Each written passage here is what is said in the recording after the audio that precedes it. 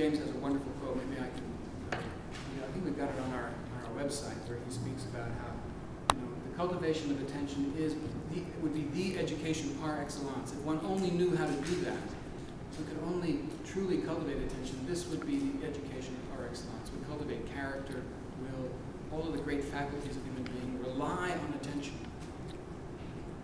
So the cultivation of attention through, for example, single-pointed concentration, whether on the breath, on a natural object, thought, image, breaks these reactive thoughts that we have, the way in which we just associatively think and go on from one thought to the next, and we break that cycle, come into voluntary focus on a particular object, sustain that, develop it, deepen it, and bring it to whatever it is that's before us, whether it's an equation in physics, whether it's a painting that's in front of us, a line from poetry. And as a consequence of that close attention, it begins to unfold in ways which are remarkable. I don't know about your fields, but in my field, probably the single greatest characteristic for us becoming a successful scientist is the ability to sustain your attention on a topic for long periods of time. Newton and Einstein are two amazing cases in point, that even while they're doing something relatively routine, there's something else that's going on in their minds that they're holding on to for days, weeks, months, and even years in some cases. In Newton's case, he's always famous, his amanuensis, his butler, basically would come and say, it's time for lunch, it's time for lunch. And he'd say, oh, okay, get up, and he'd walk out the front door, and he'd find himself in the street, and he was famous for this, he'd find himself in the street and think, what am I doing here? Because he had already drifted back to his problem, and he would just go right back to his desk, never making it to lunch. But that sense of focus and concentration is something one can school. This is an exercise which I would like to do with you this morning, because it connects both to attention on the one side, makes use of the cultivation of attention, but then brings another element into it, which I think of as an empathetic dimension, so a kind of schooling or cultivation of the capacity to connect empathically to whatever it is that is before us, around us, or within us. And one can do this in any of a number of ways, but I've come to using the bell sound as a means and method by which to work with this empathic exercise. So empathy in the after image. And it has 4 parts. Again, I'm going to pass this exercise out to you, and it's written up in detail after the break. And it has 2 sort of hemispheres. The one is concerned with attending, focus, concentration, all of those skills which bring single-minded attention to the content before us, which in this case will be a sound, a bell sound. A second part of that will be, even when the bell sound is no longer physically sounding, we can mentally resound the bell in the mind and hold our concentration to that interior sound. And then the second hemisphere, the second side of the exercise is we might characterize as open attention. We let go of the sound itself, or even our memory of the bell sound, and we attend, you could say, in an open, unfocused, receptive modality. We let go and we let come. These are the 2 sides of the second hemisphere, the second part. This is spoken about in most contemplative traditions. For example, in the Buddhist tradition, these are called the kasina exercises, the 10 kasinas. They don't use bells, they use colors, earth, water, air, and fire.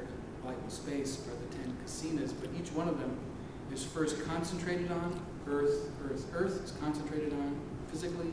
There is earth in front of you. One works with that in full concentrated form and then releases that concentration, and up arises what's called a nimitta, or after image, which has a kind of which is your inner response. It's not meant as an after image physiologically, so it's not that you're seeing a physiological after image, but the inner after image, the inner response, which echoes out of that sense experience. fire. You make a fire in the case of this little Theravada practice, and you make a screen, and in the screen you punch a hole that just allows you to see only the fire without seeing the wood beneath which is making the fire. And so on. You practice the same way. In each case, there's this important moment of letting go and letting come. And one of the ways in which we can image this, for me, is this is the lemniscate, a figure 8, basically. Just think of it as an infinity sign, right? And one places the object in the center of our attention, giving it our focused awareness, focused attention on the one side, and then we let go, open ourselves up, make ourselves receptive, and then let come from without. Right? 4 stages then. In the case of the bell sound, there's the bell sound, the resounding of the bell sound inside of ourselves. Having concentrated ourselves, we feel filled with the bell sound. You fill yourself with the earth, fire, the bell sound, whatever is the object of attention. Then one lets go, tries to hold a space of empty awareness, which is hard. If thoughts crowd in, expectations crowd in, gee, am I doing this right? Who's next to me? I've got this itch over here. I just can't get rid of it. All of that is just crowding in. How does one hold that open space? This is like silence, but now you're letting it grow and open. And then, without producing anything ourselves, without making something, without looking even for something, simply being receptive, open, empathically open. It requires great stillness, this quality of silence that we worked before, the quality of attention, which we have in the second case, and now they're both brought together. We've given the first case focused attention, in the second, deep silence and receptivity. This is a state which is well known, you could say, to anyone who's worked with contemplative life. In the Tao Te Ching, we find this: the master doesn't seek fulfillment, not seeking, not expecting. She is present and can welcome all things. So how does one, within this space of open awareness, not seek, not expect? And just through that not seeking and expecting, one can be open to all things.